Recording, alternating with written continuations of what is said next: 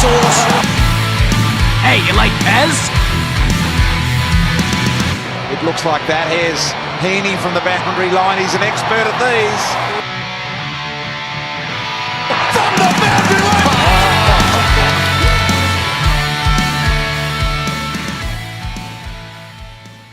Hello and welcome to Behind the Boundary podcast. I'm your host, Pez. I'm here with Sauce and we are ready for finals football. We've had the All-Australian 22 announced last night. We're here on a Friday night. Beautiful day, even if the weather isn't as good, but it's a beautiful day because finals are starting, even if they aren't in Victoria, Sauce. Thanks, Pez. Yeah, it's got nothing to do with the weather, Pez. The vibe in Melbourne, even though the finals aren't in Melbourne, is everyone is up and about for finals. There's a big clash. There's 4 big clashes across the weekend, and normally there would be a buzz around the city with the excitement. Normally that game is Thursday night at the G or Friday night at the G. We haven't got that buzz for the game in Melbourne, but there still is an incredible buzz for an exciting final series. Probably one of the closest that they're going to say this over and over and over again through the series that we've had in a long time. Oh, yeah, it's going to be a ripper. We've got teams playing home finals at neutral venues and all this COVID stuff where we know Richmond were the premiers last year in 2020 and there's going to be a new premier for the first time since 2018, which is exciting for all those teams in it because you've got 8 clubs you're travelling to, you don't really know where. And if a team, as we know, plays great footy for a month, they can hold up the Premiership Cup at the end of this very tough AFL season. Very tough, Pez. And what's also exciting is that, this final series, we have four contenders that, well, I don't know if they're contenders or not. We've got 4 teams participating that didn't participate last year. You've got Essendon, GWS, Sydney, and ladder leaders, Melbourne, all having, didn't play finals last year and had a big 2021 season and making an appearance in the finals. Yeah, making an appearance in the finals, and those teams dominating the appearances, obviously, in the All-Australian 22. So, Sauce, you had a look at the team, and did you watch the show last night with all the announcements and the jackets getting handed out? No, I didn't. I don't. You know why? Because it took me 5 minutes to look it up this morning and get the notifications on Twitter last night, rather than sit through 3 or 4 hours of me getting frustrated for people getting announced and not coming into fruition of what I thought. Actually, do you know what though? I say that, Pez, because this is the first year where I look at this side and I looked at the 40. We looked at the 40 in pretty close detail on Tuesday night, and the selectors did a pretty decent job across the board. I thought, it was one of those years where there were, I thought, clear standouts within the 22, but I think they did a pretty good job in picking this side. Listen to you backtrack a little bit, saying, "Oh, I don't know, I was frustrated. Oh, no, I actually like it." No, I said normally I'm frustrated. That's what I've said. Normally I'm frustrated. Now, normally I am super frustrated and hate talking about All-Australian, but this year's Sauce, I think they've done the best job that they could do because they've actually put players in positions. They've got 4 defenders and they've got 2 offensive running halfbacks there. They haven't just stacked midfielders on the half forward flanks and the halfback flanks like they usually do. They've got genuine players that can either play forward or play in defence. So I'm really happy with that. And one thing I'm really unhappy with is the naming of a second ruckman again.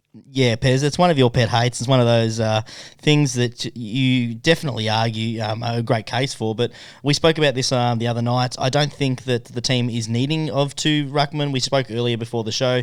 You got members like, Tomahawk, or you've got Stephen May, Jack Lever, but even Alir that could spend some time as a backup ruckman. And Max Gawn has shown throughout Melbourne's dominant season this year that they don't need a second standalone ruckman, and especially if you're playing Max Gawn as your dominant ruckman, you're not playing the same brand of football that you would be if you had Nick Naitanui in there. So if they're going from Sorry, go.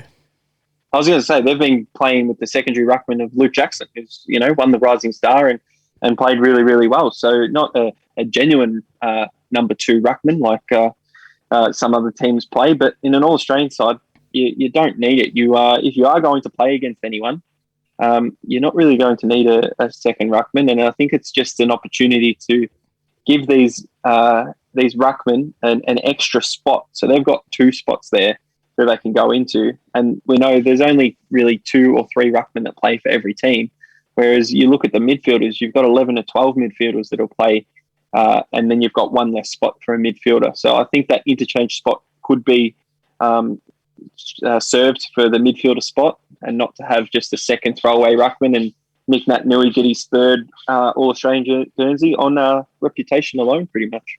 Yeah, and you know, we discussed that he did have a good season, but it's one of those things, Pez. It seems to be the only position that is actually recognised in this squad, because we've seen in years past where they've had, you know, a forward line or a defence line stacked with midfielders and, you know, players being played out of position. And as you've said, there's no need for a second ruckman. You could easily utilise another ruck spot. Another ruck spot there, another midfield spot. You could even put one of those sort of floaters, someone like, you know, Rory Sloane, who comes from the, you know, does a bit of the back work, does a bit of a forward, you know, a bit of a utility player rather than a standalone Nick Naitanui, who realistically, when he goes forward, he doesn't really make as much as impact than Max Gawn. If you had the other way around, you know, Nick Naitanui had the better season with Max Gawn, you might be able to argue on the form this year that they've had that you could use him better in that forward line or in defence, but this way, and they've structured it, he's not a utility player. No, definitely not. So what we'll do here, Sauce, is we'll go through each line. We'll go defence, mid, forward, and so on. And we'll just say what we agree with, and if there's anything you'd change. And if you're going to change something, you know, as always, you've got to throw a name out there who you'd actually replace them with. So we'll start with defence. We've got, from the back pocket, Jake Lever, Stephen May named the fullback, and Tom Stewart as the other back pocket. Any arguments there? No, I don't think there's any arguments, Pez. We had, I'll go through the discussion that we had in our pre-show. Tick, tick, tick, I think. And I think it's really stiff that those three players were so dominant this year in those positions, because the only player that would be stiff would be Jacob Wiedering. But, you know, if you're measuring up those, you measure them up against Jake Lever and Stephen May or against Tom Stewart, and record comes into it, and those three definitely dominate with record. Yeah, so we agree with those. Wiedering's an interesting one because he's probably not going to play the role of a Jake Lever or Tom Stewart. So he's going to have to take the spot of Stephen May or our centre half back in Alira. So you've got to toss up between those three players for two spots. So that's the tough thing when players miss out on this 22. But we've got Bailey Dale, Alira, and then Daniel Rich on the other half-back line. Yeah, I love Alira getting his first Guernsey, and there was a really good article in the paper today about his journey from East Sudan to Australia and how he's, made himself and easily the recruit of the season. Daniel Rich, I thought he had a really great season, and, we spoke about this on a Tuesday night, that he was deserving of an All-Australian. The one that I can't get my head around, but I don't have a replacement for him, Pez, is Bailey Dale. I know he had, an anchor in that sort of going forward. I don't have a replacement, but he's probably the one that I wouldn't, if he had missed it, I wouldn't be upset about. Yeah, well, he's booming left boot. I like that line myself. The only one you probably could replace one of the half-backers with, you've got Laird, who I don't think had a good enough season with Adelaide being down the bottom of the ladder, but you've got Salem, and I think what cost him as well is all his mates making the side in terms of Lever, Stephen May, and then we've got three other demons that make the side. So they probably didn't want to put all seven in there, and that's why Bailey Dale got the nod to make it three Bulldogs in the final 22. Yeah, and you're probably right there, Pez. The unluckiness of having a successful side and good players around you means that when you're that fringe player that you miss out. We get on into our midfield line, Pez, and we'll start things off with something that you were a little bit upset, or not even know if I was upset about, a little bit confused about, with some players named on the wing. Yeah, well, we go Zach Merritt on one wing. Ollie Wines in the centre had a fantastic season and very deserving. And then Sam Walsh, a very good season in the midfield, not on an actual wing, but they've slotted him in up there. I would have probably put Jack McRae, who actually runs down the wing a little bit more, and switched him for Sam Walsh in the middle. But that's a different story. From that centre line there, I agree with Ollie Wines making the side. Sam Walsh definitely makes the side with his stellar season for Carlton. But Zach Merritt, that's one that would miss out for mine. And you'd have to put someone else in there, fit him off the bench. His counterpart, Darcy Parish, who I think was more damaging for Essendon during the year. Took Miller, you can put him on the wing up over there. I'd be happy with anyone else, really. Yeah, I'm much the same, Pairs. Ollie Wines had an absolute stellar season. Sam Walsh would have been a lot more fitting within that midfield. Zach Merritt, I agree. I don't think he was as damaging in Essendon's success. I definitely would have replaced him for his counterpart with Darcy Parish or Took Miller, either of those as genuine midfielders. But you would have to do a shuffle around with Jack McRae there, Pez. Yeah, I think so. And speaking about Jack McRae, he's on the next line. You've got the ruckman as Max Gawn. You've got Jack McRae in the midfield there, and you've got Clayton Oliver in the midfield as well. So genuine midfielder there in Oliver. McRae, if you swapped over for Walsh, I wouldn't mind that. And then Maxi Gawn in the ruck, and also got the big C as well. Yeah, the only thing that I'd change from this line is the big C pairs. I think that that midfield 5 out of 6 ain't bad, and if they're mixing it up, they might spend different stoppages there. But the big C, I probably wouldn't have Maxi Gawn there. I know why they've done it, because he finished top and he is the actual genuine captain. But I would have had our man Toby Green as the captain pairs. A bit of a spoiler for our forward line. I would have had him there just for the job that he's done as that standing captain. Very obvious with no crowd around how much impact he has, and he no Toby Green, no GWS is the mantra from behind the boundary pairs. Yeah, well, that's it, and I think it's the mantra for the whole GWS organisation. And he'll get the captaincy for that club next year, no doubt in my mind. We move on to the forward line. We've got Marcus Bontempelli in a half-forward flank, along with Christian Petrarca on the other one, and Tom Hawkins as your centre-half forward there. Yeah, I love that forward line, Pez. You can't argue with that one at all. Now, the Bont and Petrarca, they can go in the midfield, but they can actually genuinely play up forward. So they can take their opponent down there. They can be the main target and start to, kick a couple of goals a game. And they're really, really important in clearances and then going up forward and resting as well. And then you've got Tomahawk, who the most unselfish forward in the game, and continues to, get his spot. And he's kicked a lot of goals, but he's also given a lot off. So deserves his spot there. Yeah, finished second in the Coleman with 54 goals, and he finished top 10 for goal assists. And, it was the first year in a long time where he's actually hasn't finished number 1 in goal assists, and someone else who made that forward line holds that title, Pez, and we might get on to the next line of the offence. No, the next line is your captain, Toby Green. In the forward pocket there.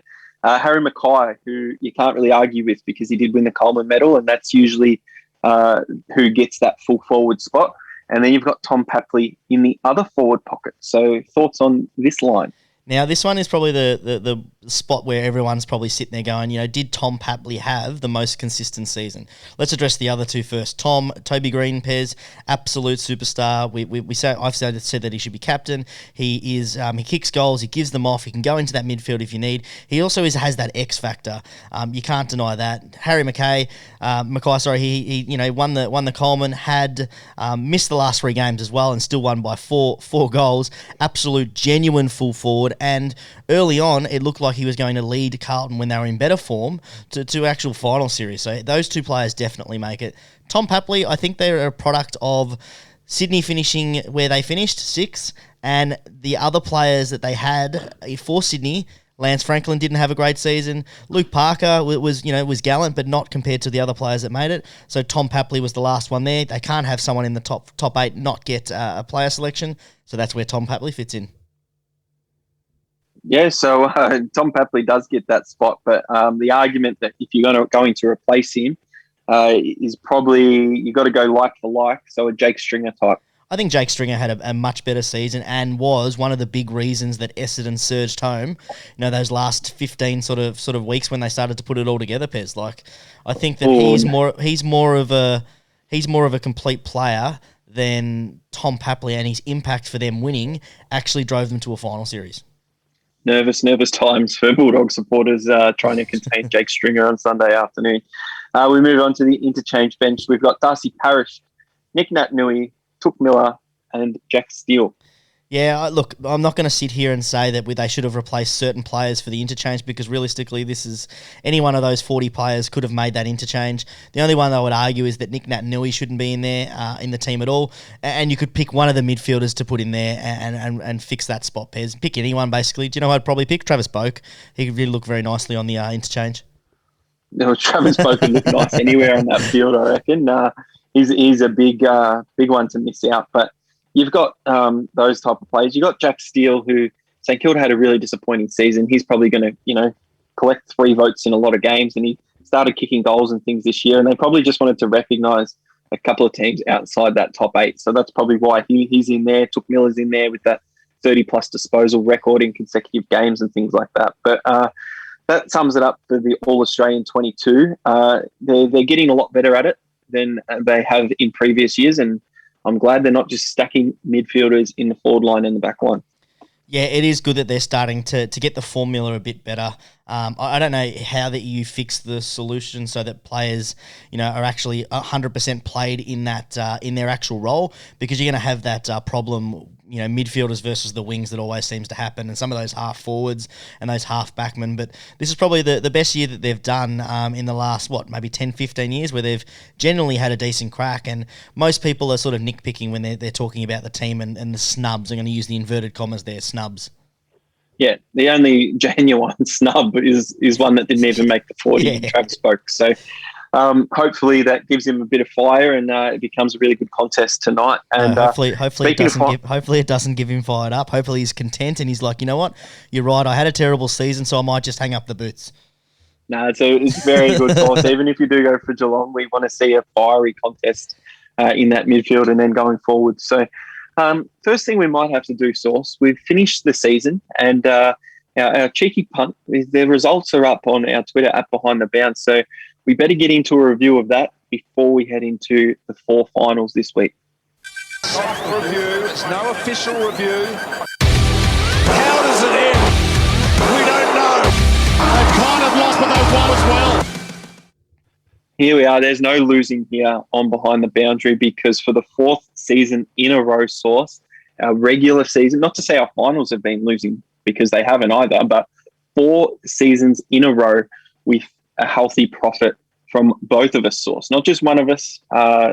So that is absolutely fantastic. Been in the positive 4 years running while we've been doing this podcast, and that includes finals as well. But for the end of round 23, that's the end of the regular season and another successful one. So at Behind the Bound, all our results are up there, and there's a lot of emojis on there this week, Sauce. There is, Pez, and it was a bit of a roller coaster ride for us, because there were weeks where we were absolutely flying, and there was a quick nosedive into the turf, and the emojis have been the dominant feature outside of our obviously winning bets and our high ROI and our cash money. But the ROIs this week, there are a few there, Pez, and I know that you've been dying to go through the full season one.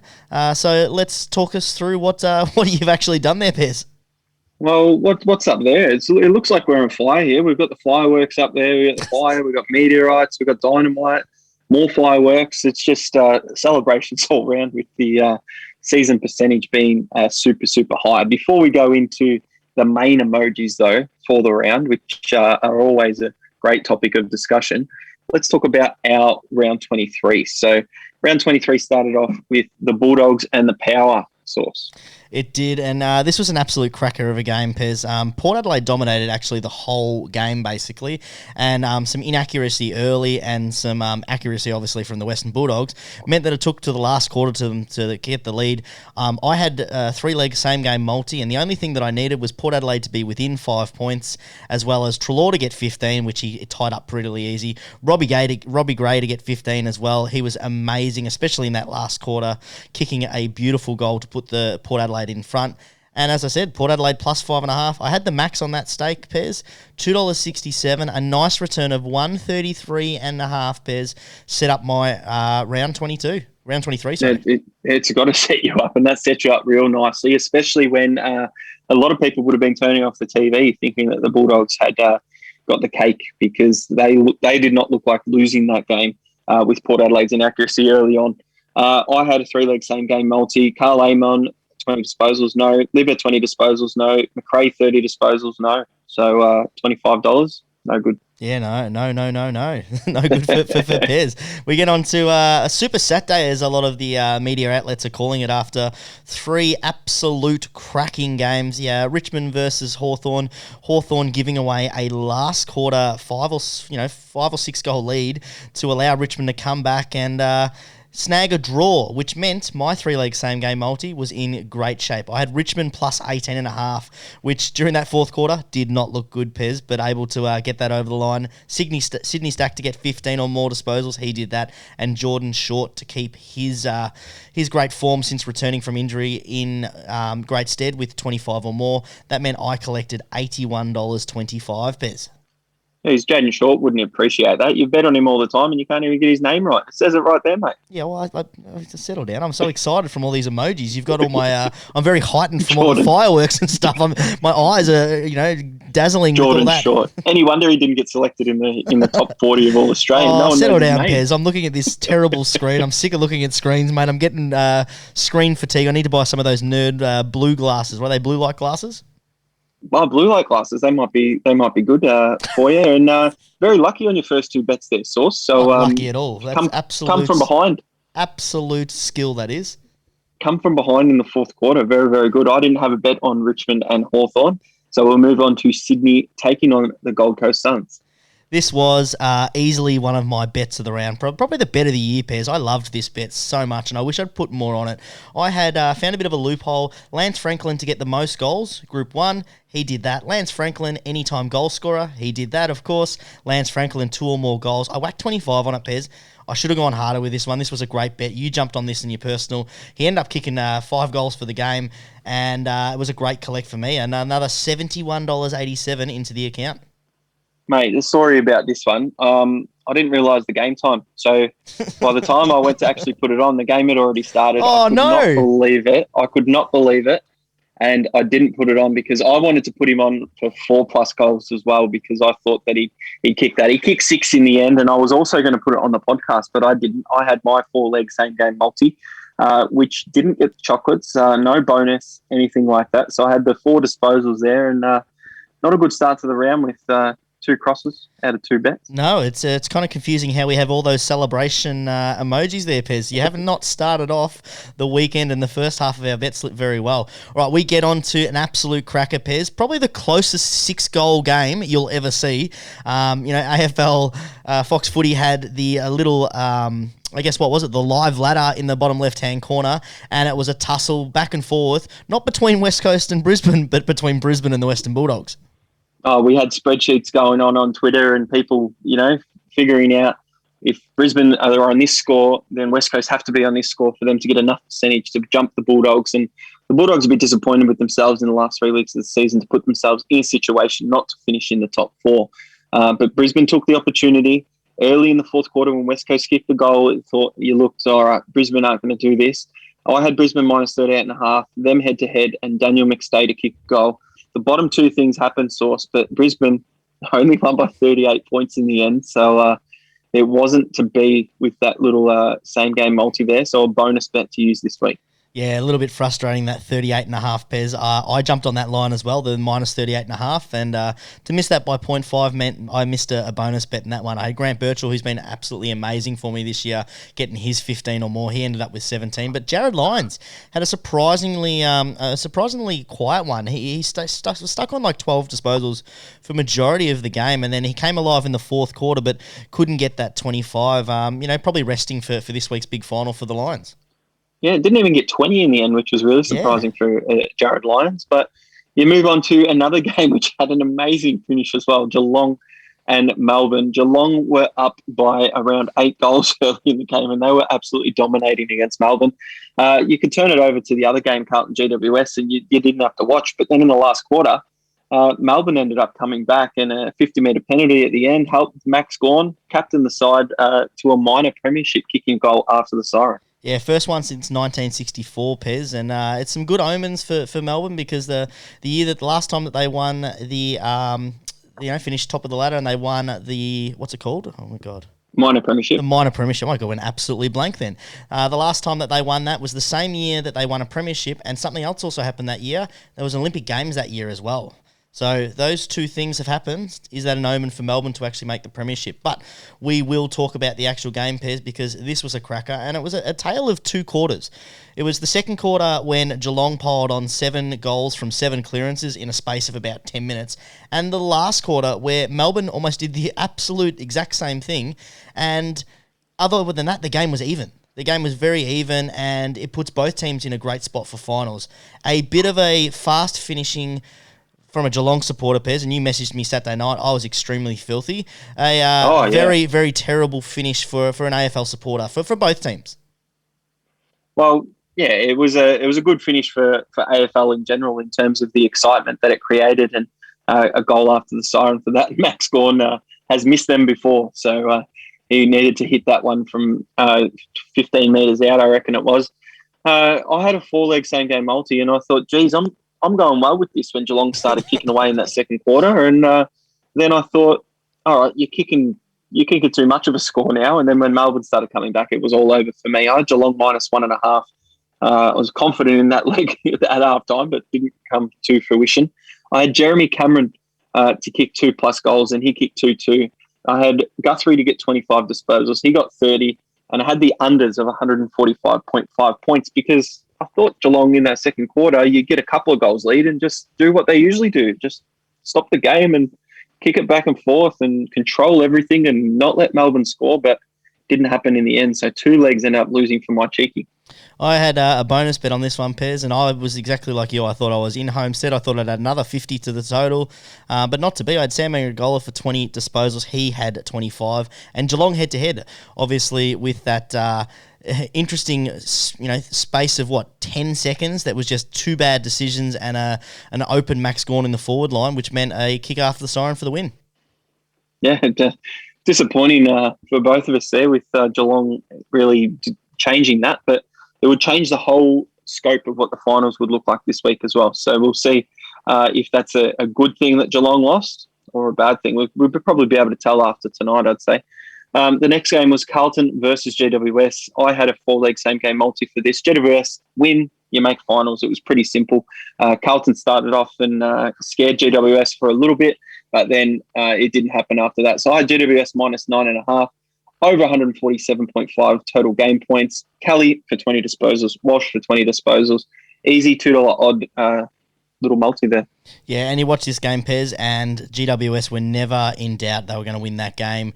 You were just waiting for Carlton to do Carlton things, and that's exactly what happened. And one of the reasons that Teague, probably disappointingly for him and the way that it's been all handled, got stepped down today because they just can't have any consistency during a game, and they threw away a pretty decent lead against a side that needed to win and make finals, but no chocolates for them, and I had no bet for it either, Pez. No, and no bet in the next game, the St Kilda Fremantle game, which I didn't either, but I had to put out a live bet again. We know last week I bet on Brad Crouch to get over Luke Dunstan, which he did in the end in a tight battle. But Luke Dunstan being named out of the side, I was messaging you saying, this is really good value here. Brad Crouch against David Mundy, $1.75 for Crouch to get more disposals than Mundy. Now, it's a 3-way thing, so that it can't be a tie either. You have to win outright, and it was a very, very comfortable win in the end. Brad Crouch had 28 and Mundy had 24, but Crouch had a 7 or 8 disposal lead towards the end of the third quarter there. So that was a max bet and a good one. Yeah, a great little pickup there, Pez. It's really good when you can get a late out and some of the markets don't shift, or they just put another player in there and try and make up for the player that's gone there, and exactly what happened, and a great little win for you. I had no bet in this one. I was leaning towards Fremantle. Fremantle were extremely disappointing. Win and they make finals, or at least keep their dream alive, and they just didn't show up, Pez, not at all. They were extremely disappointing, and I don't know if that projects into next year as well, because I was very hopeful for them making finals this year, but very disappointing for the Dockers. Well, they'll just have to argue that even if they won, they wouldn't have made finals because Essendon beat Collingwood anyway, but they were alive because they were before that game and got absolutely spanked by the Saints, so no good there. Next one was Essendon versus Collingwood. Collingwood could not do anything because Essendon were already in finals because St Kilda had beaten Fremantle. So Essendon just came in and got the easy win over the Pies. Yeah, this one's a really interesting one, Pez. I thought with the news that they actually just they'd already made finals and they didn't need to actually win the game at all, and they still would have made finals. Thought that My bet might have been instead here with the plus 22.5 pairs, but the Bombers came out firing. They wanted to take in a nice winning record and get the job done early. I had my cheeky on this one. Darcy Cameron, anytime goal scorer, he did that. Collingwood plus 22.5, he didn't do that. And Jack Chris to get 30 or more, he didn't do that either. So I only put $10 on that one, Pez. As I said, that was more of a hopeful cheering for Collingwood to win, so Essendon didn't make finals and didn't work anyway. Well, definitely didn't work there. And I thought I was on the money with my bet source that I put out on Twitter. I put a max bet on over 165.5 because I thought no way these coaches are going to go all out defence here because they're not playing for anything. They're going to just go all the way. And at quarter time, it was looking very, very good with 9 goals kicked. Even at half time, the Bombers piled on another 6 and Collingwood got 1. So there's 16 goals at half time. And then it slowed down a little bit, slowed down too much for my liking source. It came down to the last 5 minutes and I thought, I'm going to cash out for a little $16 profit here because I don't know if this is actually going to go over anymore. We need 2 scores and it ended up happening right towards the end of that quarter, but I didn't want to sweat it out there and risk that max bet going out. So made a little bit of a profit on a cash out there. So did you say you cashed out for 16 or you cashed out for 65? Well, 66, which is a $16 profit. Yep, sorry, I was a little bit unsure then. I'm like, I thought you cashed out for $16 and then you're talking about profit. Settle down there, Pez. No, that's it's good to have that cash out option, and it's good when you can sort of see the way the game's been playing, and the bookies also haven't, kept up with the game, and they're allowing you to cash out for a nice profit. So nice job there, Pez. We get on to the next game, Adelaide versus North Melbourne. This was a non-event for me because I had no bet, and it was a non-event for North Melbourne as well. Yeah, non-event North Melbourne. They didn't have anything to play for with the Adelaide draw earlier in the season. North Melbourne couldn't even get over the top of Adelaide to, try and get away from the wooden spoon. So congratulations, North Melbourne. You've won something. You won a wooden spoon, which you couldn't do last year. But the Adelaide Crows, I had my bonus stake from my multi the previous week. $50 bonus bet on Adelaide, minus 5.5 to juice up the odds to $2. And that was a very easy $50 to be made back. Yes, nice little gem there, Pez. We jump on to our multi for the round. I had a great multi, and I was pretty stoked when Port Adelaide got in because that was the roughie in my multi. I had Port Adelaide, Sydney, and GWS, and they all got the chocolates, Pez, which meant another profit for me. 25 on there, $82.63 back in my pocket.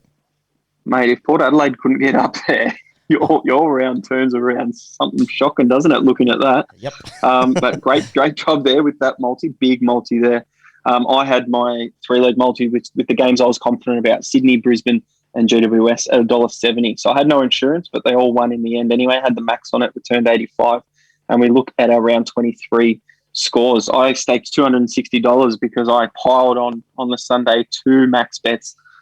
Couldn't help myself there. Returned $338.62 for an ROI of 30.23% for the round, which was not bad. An ROI total I've staked for this season, $4,515, returned $4,880.17 for an ROI of 8.08% heading into finals. Nice, Pairs, right where you want to be, just on that 10% mark, and you'll cash that out by the time we get to the grand final, Pairs, and celebrate a nice bigger ROI. For me, for round 23, I staked $160 and returned $369.25. Another week where I've hit an ROI over 100%, 130 for that mark, Pez. Massive ROI for me. Total staked for the year is $3,910 and returned a whopping $4,454.79.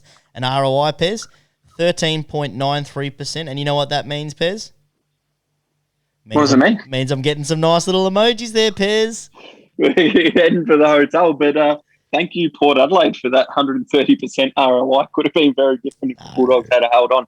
So, these emojis, do you know what they mean this week, Sauce? Because you've been struggling with them. Well, I'm looking at you've got the little boat there. Well, it's actually quite a big boat. It's probably bigger than the actual house you've got there. So you're sailing into 10% ROI heading into finals. Yeah, I'm just cruising. It's a cruise ship, so I'm just cruising along. Yeah, and Source is it's the nerd glasses, Pez, because I've studied the form, I've hit the mark, and never in doubt. No, incorrect. It's the little disguise you get from the reject shop with the mustache. Oh, what? Who the hell are you getting 130%? That's not like you.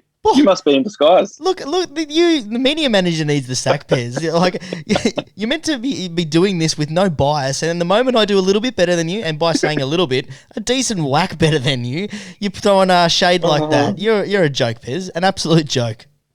The listeners must be wondering what is going on with Source's Betslip, because there's too many green ticks, and there's usually not. Pez, the last 4 years, I have beaten you every single year. Minus 1 year. 1 year you didn't. 1 year you didn't beat me. You know that's incorrect as well. No, so it's you not. Can't be throwing that. If we've got new listeners here, Source, we can't be doing that. But Jesus. You're having a good season. You need the disguise. 13.93%. You've got your hotel emoji back. You've got two hotels there, mate. Two little hotels. It's not bombarded. It's there ready to go. So you're going to continue to try and build on it through these 4 weeks of finals footy. Speaking about finals footy, we've got a huge bet slip planned for the week 1 of the finals. The fact that the size of the bets was relatively small. Now Betts with an opportunity about 50 metres out. I was with a mate and we were getting sort of ready to leave, and he said, I think I'm going to whack 10 on Maxi. Do you want some as well? And I said, Oh, yes! Yes! Yes!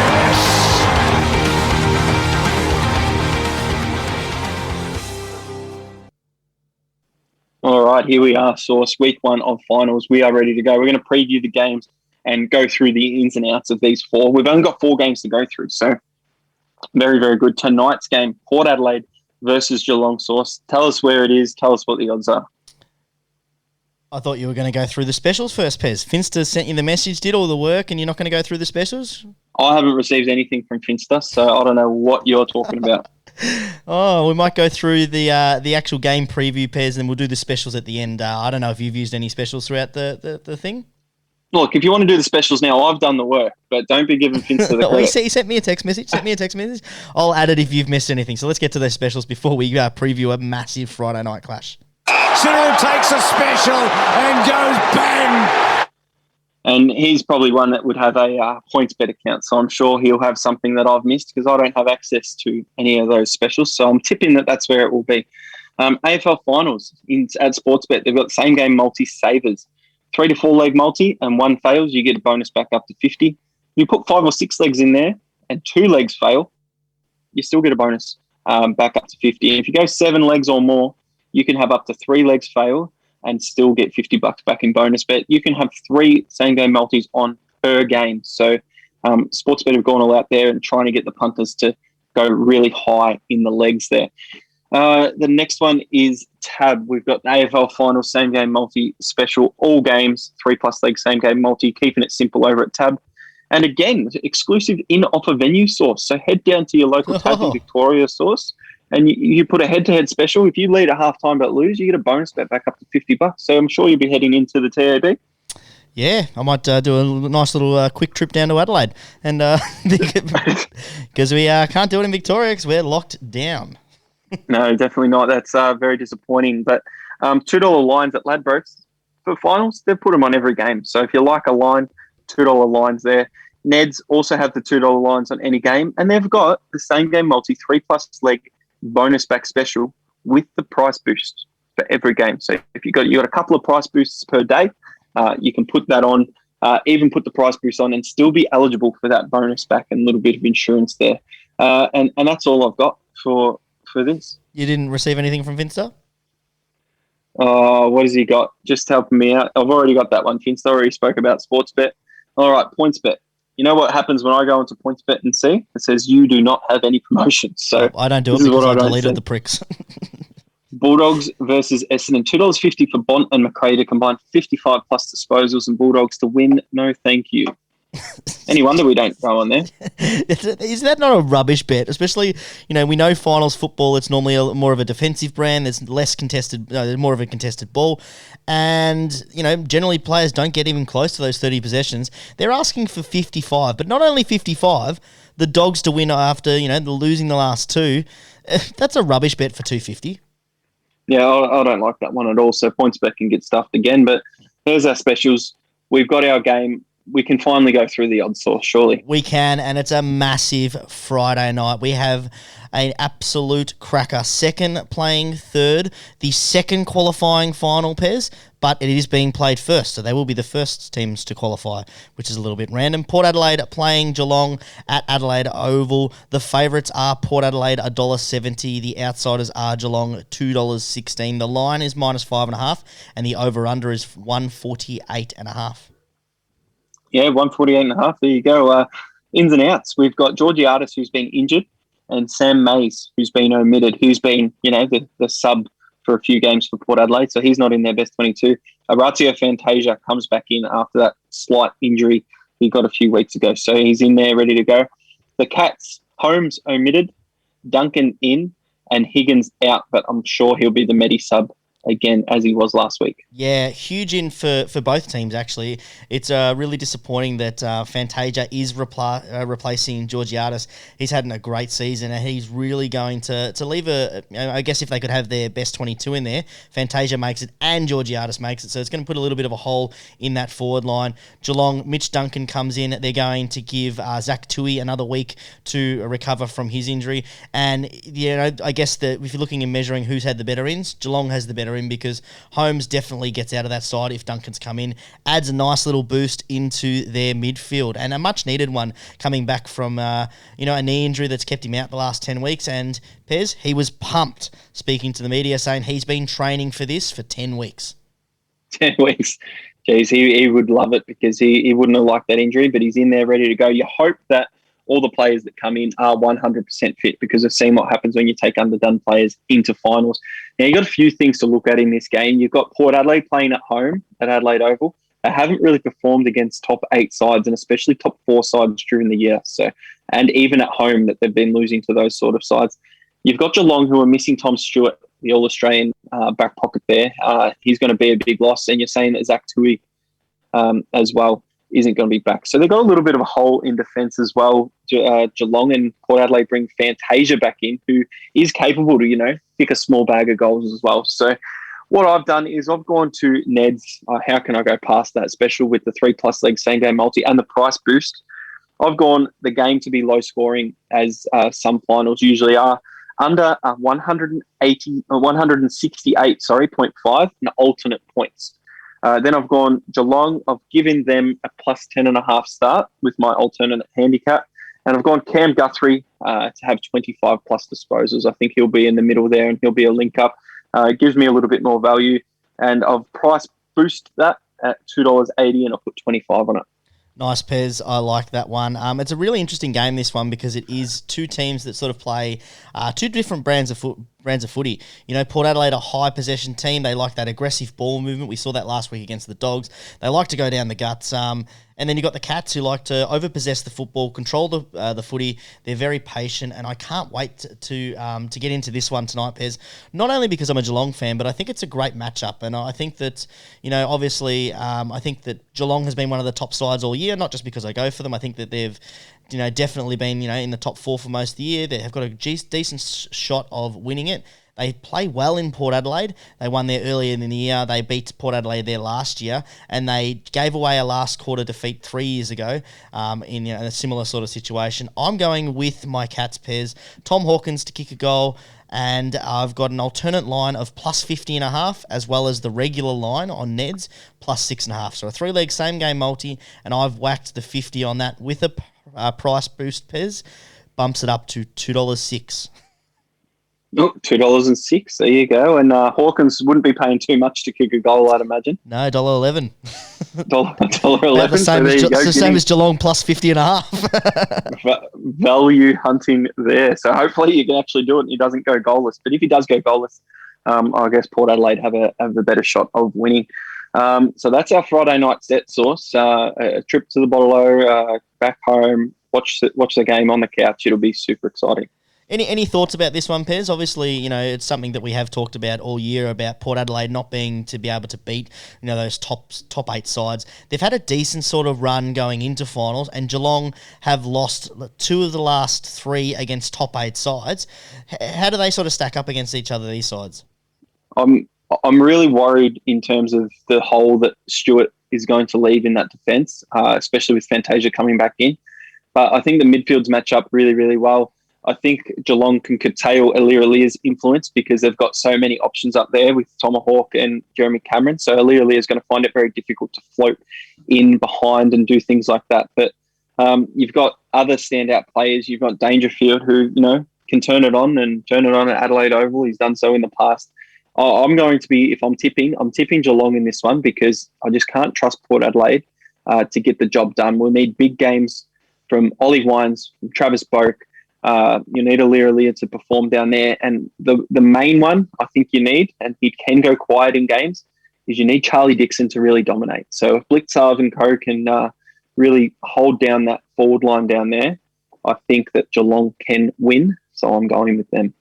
Yeah, I love that analysis, Pez. You've done a really great job unpacking that, and I tend to agree. I think that if Port Adelaide are going to win, they're going to need to hit. They're going to need more of an impact from Charlie Dixon. Last week, we saw that he shut out of the game, and it took a massive fourth quarter effort for them to come back and even put themselves within scoring shot, even though they were playing the better brand of footy. Georgiades out really hurts them in terms of that other forward because he stood up last week on that time that he was there. They got Marshall who was injured in that game last week, and he might be a little bit groggy coming into this game, but it's going to be a really, really great battle. I'm obviously tipping Geelong. I think that they have had the more consistent year. I am extremely, extremely worried about that hole in defence, and it's not even the defence hole that I'm worried about. It's more about how it forms into us going forward because Geelong can become super stagnant, and when they become stagnant and they don't have that movement through that back line, they really struggle to put on a decent score, and if they're not winning it out of the middle, I just don't see how they're going to get that ball forward. Yeah, well, we saw last week in quarter number 2, they really destroyed Melbourne, and then they tried to slow it down a little bit, and it just didn't work because Melbourne ran all over the top of them. So, interesting one tonight, and hopefully the listeners have got something out of that little analysis there. Yeah, hopefully they did. All right, we get on to the next one, the Battle of the Bridge, Pez. And I heard an amazing stat the other day. This is the third time that Sydney and GWS have played each other in a final series in the only short time of the last 10 years that they've actually been in the league, GWS. So that's a remarkable feat from New South Wales football teams. And congratulations to both of them making it. But we are set for an absolute cracker. Sydney taking on GWS Giants, as mentioned. $1.70 for the Swans, $2.16 for GWS in the Outsiders. And Pez, this is exactly the same odds as the Port Adelaide Geelong game, and it's the exact same line, -5.5. The over-under is 155.5. Pez, what's happening in this game? Oh, there's creepy things going on with these lines because I'm sure the next one you'll say will be very similar, if not the same still as well. So the first 3 games I saw had the exact same odds. But we talk about Sydney. We've got Brandon Campbell, who's omitted, and Callum Mills is injured. So Callum Mills is a really big loss for them. We've got Chad Warner coming back in and James Bell to come back in. Robbie Fox was the medical sub last week, so we'll see if he's the medic sub this week. Probably not the best choice, Mr. Robbie Fox, but we'll see what Sydney do. Whereas GWS, they get really, really strong. Briggs is omitted. Byrne is omitted. Kennedy is injured, and O'Halloran is injured. So in come Tom Green, that beast in the middle, Shane Mumford, and Sam Reid as well. So they get a lot stronger.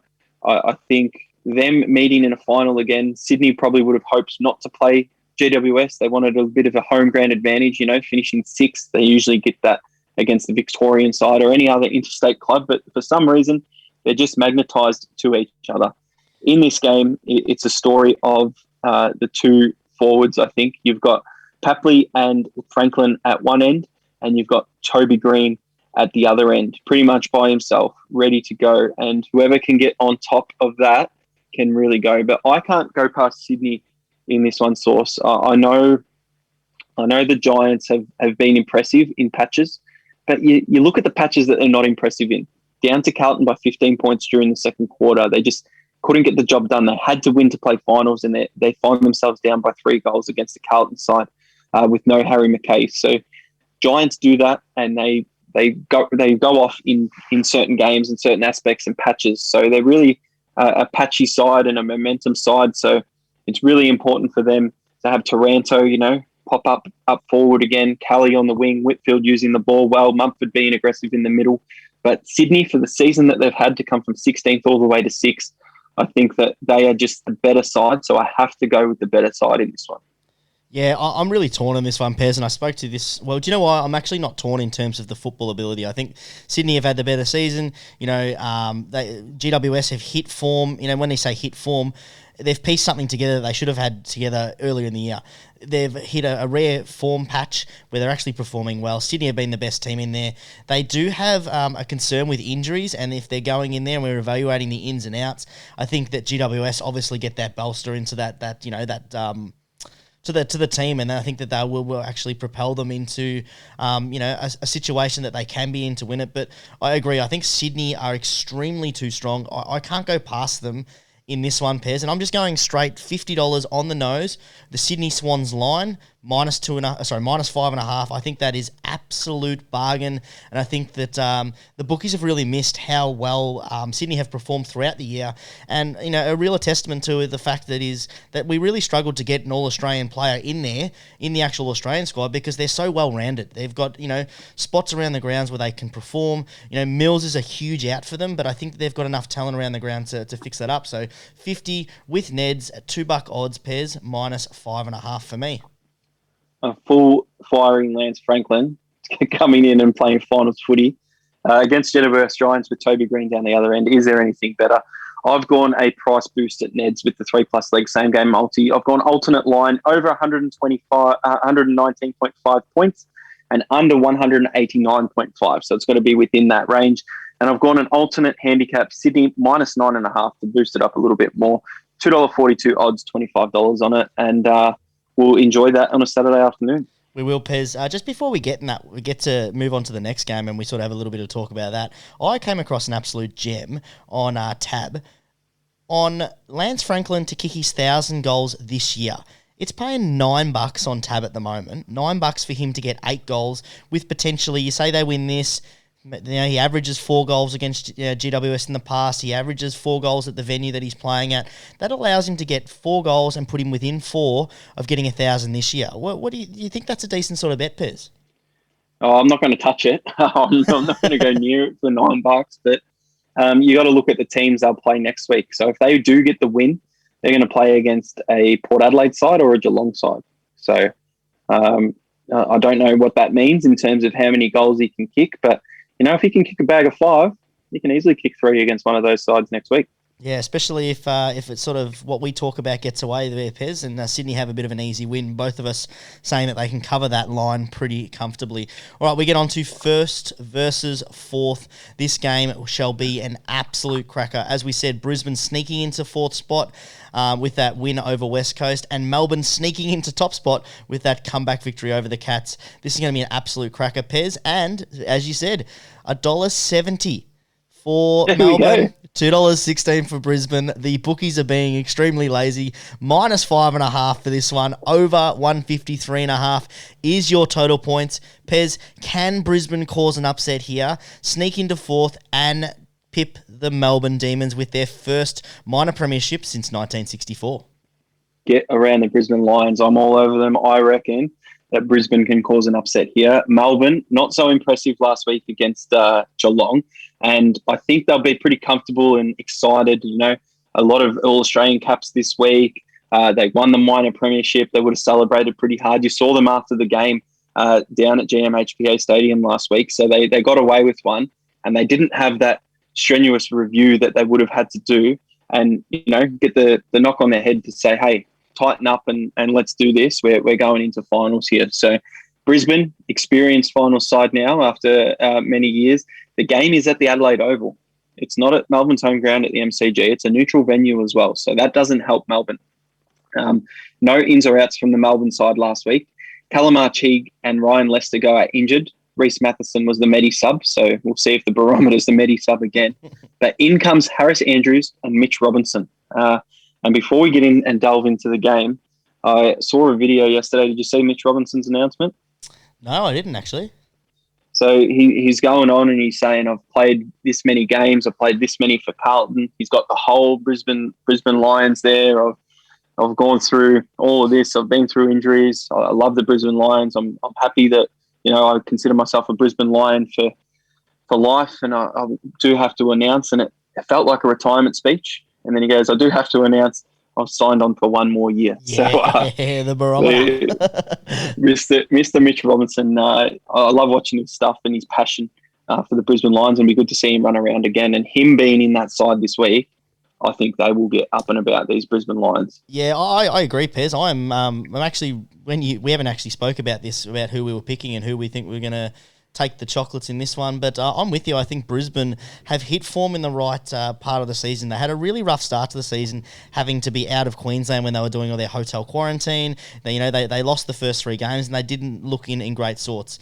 Then they got it all back together, and then Harris Andrews went down, Pez, and they sort of had to restructure things. They've started hitting form at the right time. I know that they haven't been beating teams in the 8, but not only that, this is their 3rd crack at it, Pez. This is their 3rd time that they've finished with a double chance. The first year they went out in double sets. The second time that they advanced to 1 win away from a grand final. They've got the finals experience. They've got a decent list there. I think they can get the job done.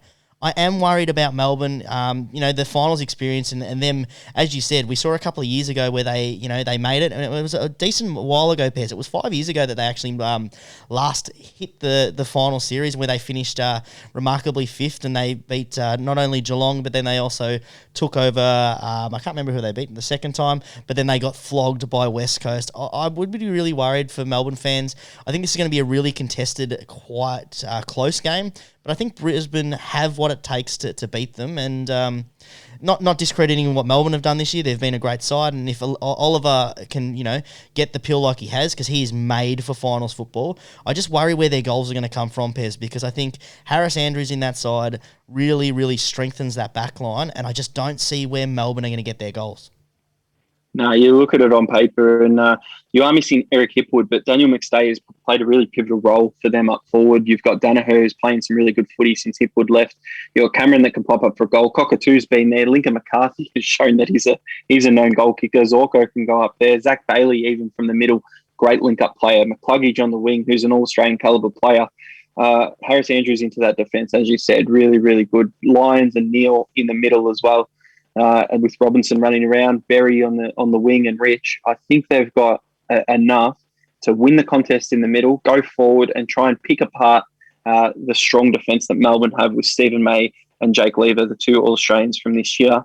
But I think others will be able to pop up and hurt Melbourne on the scoreboard, and they won't be able to do the same thing to them down the other end, because Brisbane's defence will stand up. So I've actually got 2 bets in this source, and it's not the rules, but I put my first bet on. I put my 3-leg same-game multi on, and and then I realised I had a bonus bet from last week, which I couldn't let expire. So I've just gone ahead with both of them, and you can't say anything about it. So I've got Lincoln McCarthy, anytime goal scorer. Hugh McCluggage, 20-plus disposals. Brisbane, plus 5.5. I went with Neds, but I didn't do the price boost because I didn't have any left, obviously, because you only get 2. So $2.88, $25 on that. And my bonus bet with Tab, $25 stake on Brisbane head-to-head at $2.10. Love that bet, Pez, and I'm doing something very similar. I'm going to Neds, and I am putting all my money into a range of different things that we spoke about.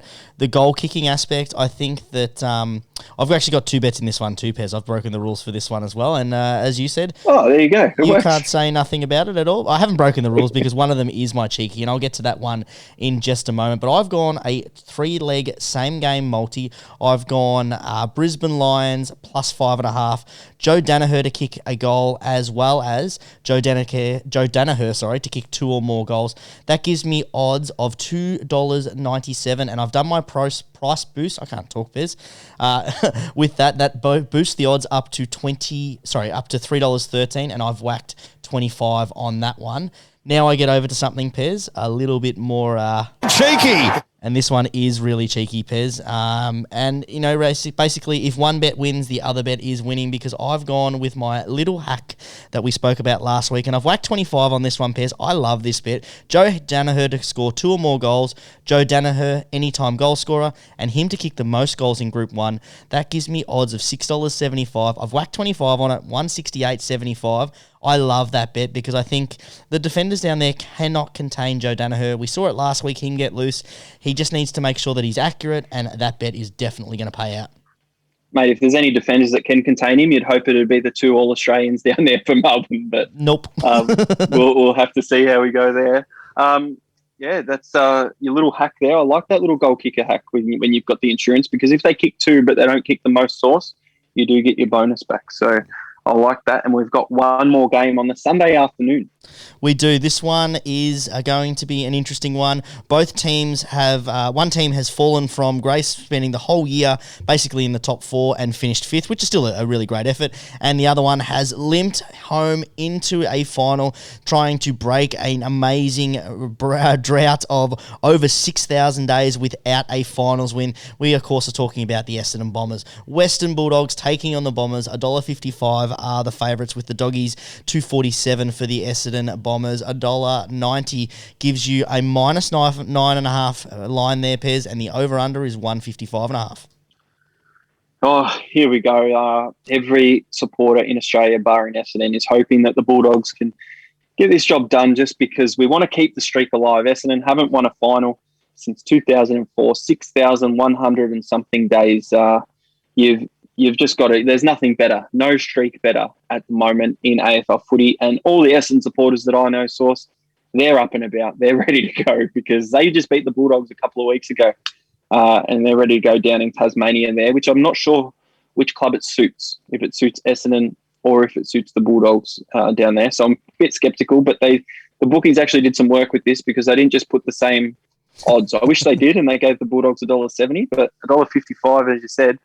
I think the Bulldogs being in the top two, so not just the top four, Source, but the top two most of the season, getting everyone in their path and getting some big 100-point wins against St Kilda and North Melbourne during the year. They're missing Josh Bruce and whatever it might be for structure and things like that. But they've had a month now to work it out. They haven't been too impressive. They finished fifth, home final against an eighth finishing Essendon side. I think the lists, Treloar's back. Treloar is he's ready to go. He's been playing for a couple of weeks now. We've got 3 ins. We've got Gardner, Scott, and Riley West for the Bulldogs. I think I don't think any of them will play Extended from bench. there, because we've got the extended bench.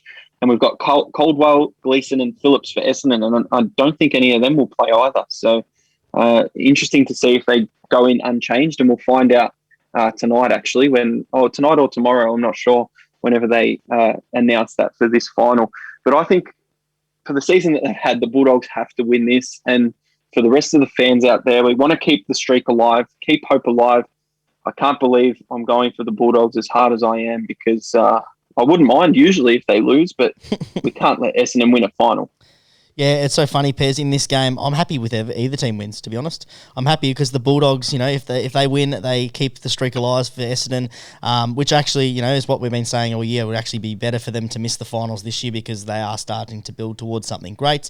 And if the Bulldogs get beaten by Essendon, that's even sweeter, that they spent the whole year at the top and then they go out in straight sets. So I love that. But I think what you touched on there about the Bulldogs being the top two side all year, you can't deny that, you've got a 15-win side, Pez, with a percentage of 132, playing an 11-win side with a percentage of 109, and 6 of those wins came in the last 8 weeks. So realistically, if you went back 6 weeks ago, you're looking at a very differential in terms of the quality of side and a sample size across the whole season. I think that the Bulldogs are going to be too strong. They've got too many weapons to beat you. Josh Bruce has been a massive out, Pez, and I know that you talk about how he doesn't kick goals, but what he does do is he allows the Western Bulldogs to work, and that's how they've been successful this year, without a genuine full forward who's kicking lots of goals, except for when they're playing North Melbourne. And that has been the big problem that they've had. Surely they've worked it out now. You started to see some things against Port Adelaide of them working it out. They'll review that game, they'll fix that, and they'll smash the Bombers, I think.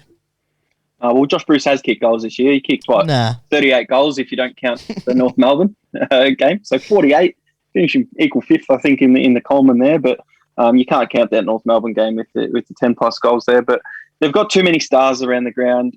Peter Wright kicked 7 goals. And if you don't know who Peter Wright is, it's 2-meter Peter. 2-meter Peter. With his nickname. He kicked 7 goals straight against the Bulldogs. That is not happening this time. Nope. And they only won by 13 points. So the Bulldogs, way too strong. Dunkley, Treloar, Hunter, Caleb Daniel at the back, Aaron Norton up forward, Libber in the middle there, Bontempelli, McRae. need you say anything more. They're a lot stronger. The only players that they do need to really worry about and contain is letting Darcy Parish off the hook. He can be damaging going inside forward 50. And Jake Stringer, who if he had a tank, he could be one of the best midfielders in the comp because the way he goes for the ball and gets those clearances in the middle, he leads to a lot of Essendon scores. So the Bulldogs will be putting in work there. I think the Bulldogs win this pretty easily. I've gone with Neds. I've gone McRae to get 25 plus. He got 37 disposals against them last time. Leave it to have 20 plus because it'll be a contested game in the middle there. Tasmania and the Bulldogs minus 9.5, $2.54, 25 on it.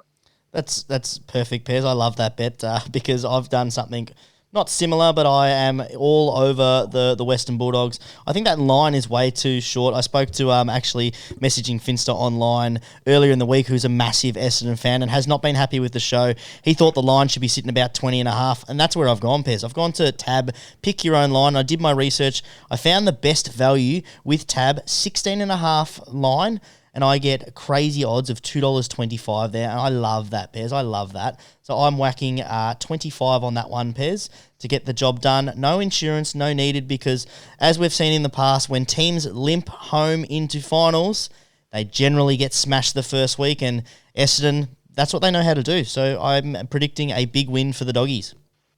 Big win for the Doggies. There you go, yeah. We've been through all 4 games, Sauce, and you might notice you've done your cheeky and I haven't. I did, so I'll push that button for you, Pez. Cheeky! I didn't know which game to do it in, so I thought, why not all 4? So here we go. We've got some really big odds here for my cheeky, Sauce. We've gone very cheeky. In tonight's game, one of my legs is Carl Amon to get under 22.5 disposals at $1.94. I think Geelong will try and curtail his impact because he uses the ball really well heading inside 50. So under 22.5, Carl Amon to keep the dream alive. The next one is Jake Lloyd to get 25 or more disposals, sitting at $1.28 by itself, Sauce. My next one is Brisbane, not just to win, but to lead wire to wire. Lead every single quarter. So come out, guns blazing from the start, lead at quarter time, half time, 3/4 time, win the game. That's $4 by itself. And then I've put a little same-game multi together for the Sunday. I've put the Bulldogs half-time line minus 4.5 and the Bulldogs full-time line minus 9.5. That's $2.40 as a same-game multi by itself. But you multi them all together on top of each other, gives me odds of $23.83, and I've chucked a cheeky 10 on it. Cheeky 10 on it, Pez. That is a little bit cheeky. Is that classified as your multi for the round? It is not. I've got a multi as well. You're breaking all the rules, mate. I love it. We don't play by the rules here behind the boundary. I am going to stick to the rules, Pez. But you could say my multi for the round is a little bit cheeky because I like the idea of the insurance, and I went for Tab Special.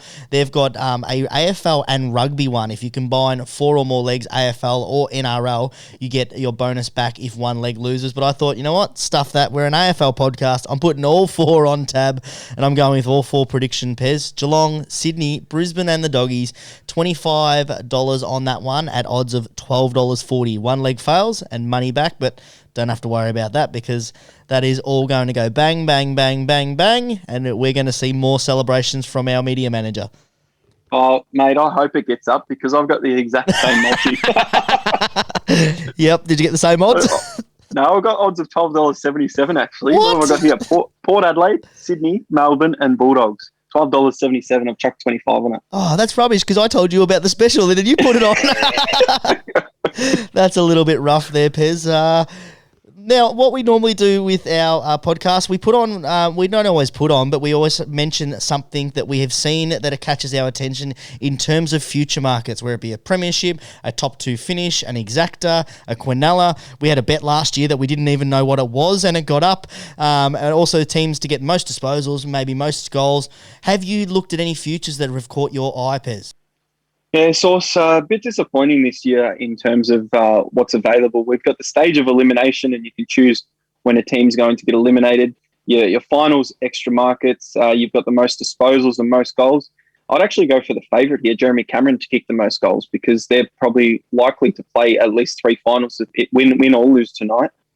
So that's probably where I'd be heading. I think for Brisbane, if we think they're going to go deep, I think they've got too many options up forward to be able to get someone to kick the most goals. I don't think a Ben Brown or a Bailey Fritsch is going to get the job done. The other one is if they can win the first 2 games is Aaron Norton, bit of value there at $12. But I'm interested to see where you go. You know what? I wasn't going to have a bet, but I'm going all in because Brisbane are playing against Melbourne. So Melbourne stage of elimination, who would they play in the second round? They play 5th versus 6th, the Bulldogs. So if Melbourne get eliminated in the prelim final, that gives me $2.30. I'm going to chuck 25 on that. I love how researched you are, Pez. Literally talked through the punters, the mind of Pez, and one of the reasons that he's 7% behind overall for me, because he just doesn't care. He's reckless with his money. I did a little bit more research in this, Pez. I like the way that you went through looking at who the teams are playing, because if you're looking at individual markets, you're looking teams that are generally going to play 3 games, whether that be the first final, the elimination final, then they're playing the qualifying and then making it onto the grand final, or you're looking at one of the teams to lose the first week from the top 4 and get 3 games, or they end up with 4 games then, but that's what you're looking for. Teams that are getting 3 or 4 games. And as we said, I think Brisbane will knock off Melbourne, which will give Melbourne 3 games minimum. And I'm going with Clayton Oliver for most disposal. He is the favourite. That has come down to $5.50 Pez. I jumped on earlier in the week and got this at $7. And I love this bet because he is a player that is made for finals, and there aren't many players in this final series that I think can average 30 disposals in a final, and I think that Clayton Oliver can, the way that he plays. They're going to want it. They're going to get probably 3 games, I think. They lose tonight. They'll beat who they'll end up playing there. They'll probably beat the Doggies next week, and then they'll lose the 3rd week, and he'll average probably about 30. So there's 90 disposals, and none of the other teams, I think, have got a player like that. Yeah, fair enough. You really like that. Stuff your research source, because what you just said is Melbourne get eliminated in the prelim anyway. So I would still win. There you go. Winner. All right, Pez, where can all of our loyal fans find us and get on the social medias?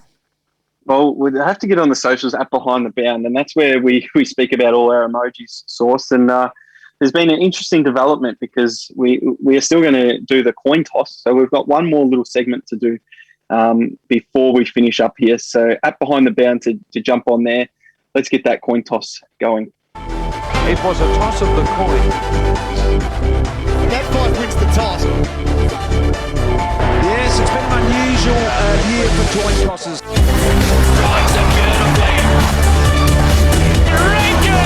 Big time again! Mate, the coin toss, we have it. 4-3 last week, so I caught up another one on you, but I'm 2 behind. Yep. And we don't have many games left. And by the sounds of our bet slip, We're I going don't think very I'm going to similar. catch you this week. No, I don't think so. Considering all the lines are the same, Pez, I'll just do it this way, okay? So the lines for Port Adelaide, Geelong, Sydney, GWS, Melbourne, Brisbane are 5.5. Who are you heading with? All right, let's have a look at those games because you're not doing it one by one. I'm going to go settle down, Geelong, Pez. Sydney and Brisbane. Yes, and I'm doing the exact same as that, Pez. Geelong plus 5.5, Sydney minus 5.5, and Brisbane plus 5.5. I've left it open, Pez, because this line is a little bit different. Western Bulldogs taking on Essendon. I think we both know where we're going with, but I'll give you a chance to catch me. Minus 9.5 for the Doggies? No, I'm on the Dogs, so we're going to have the same score and head into next week with only 5 games to go, and I'm going to be 2 points down. Oh, it's going to make very for interesting. A thrilling finish, Pez.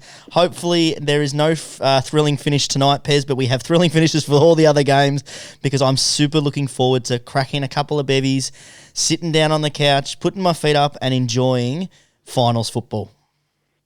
Let's get into it. Let's get to finals footy. Make sure you jump on at Behind the Bound. Follow us. Get along. Best of luck in your punting. I'm Pez. Peace out. I'm still Sauce. We'll catch up next time, guys. And as always, bet responsibly.